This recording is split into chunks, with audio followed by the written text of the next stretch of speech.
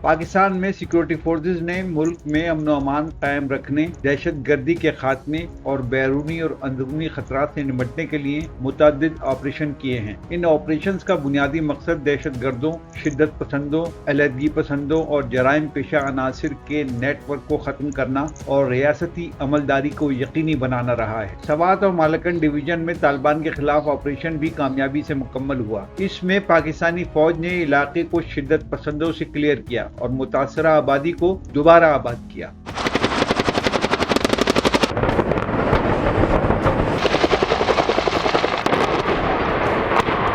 Operation راہ نجات 2009 میں شروع ہوا۔ جنوبی وزیرستان میں تحریک طالبان پاکستان کے خلاف اس بڑے پیمانے کے آپریشن میں فوج نے دہشت گردوں کے اہم ٹھکانے تباہ کیے اور شدت پسند قیادت کو پسپا کیا۔ اس کے بعد آپریشن ضرب ازد 2014 میں ہوا۔ شمالی وزیرستان میں شروع ہونے والا یہ فیصلہ کن آپریشن دہشت گرد تنظیموں کے خلاف تھا۔ اس نے دہشت گردوں کے نیٹ ورک، تربیتی مراکز اور کمانڈ اینڈ کنٹرول سسٹم کو بری طرح متاثر کیا۔ اس کے بعد 2017 میں آپریشن رد الفساد ہوا۔ آپریشن رد الفساد نے بھی دہشت گردی کے خاتمے میں مدد دی۔ یہ ملک گیر آپریشن تھا جس کا مقصد دہشت گردی کے باقی ماندہ عناصر، انتہا پسندی اور غیر قانونی اسلحے کے خلاف کارروائی کرنا تھا۔ اس میں فوج، رینجرز، پولیس اور انٹیلیجنس ادارے شامل تھے۔ ان آپریشنز کے نتیجے میں پاکستان میں دہشت گردی کے واقعات میں نمایاں کمی دیکھنے میں آئی۔ اہم شہروں میں سیکورٹی بہتر ہوئی، سکولز، بازار اور عبادت گاہیں پہلے کی نسبت زیادہ محفوظ ہوئیں۔ بین الاقوامی برادری نے بھی ان آپریشنز کو سراہا۔ تاہم سرحد پار سے دراندازی، سوشل میڈیا کے ذریعے انتہا پسندی کی ترویج اور مقامی سطح پر سہولت کاروں کی موجودگی اب بھی سیکورٹی کے لیے ایک چیلنج ہے۔ ان خطرات سے نمٹنے کے لیے مسلسل چوکس رہنا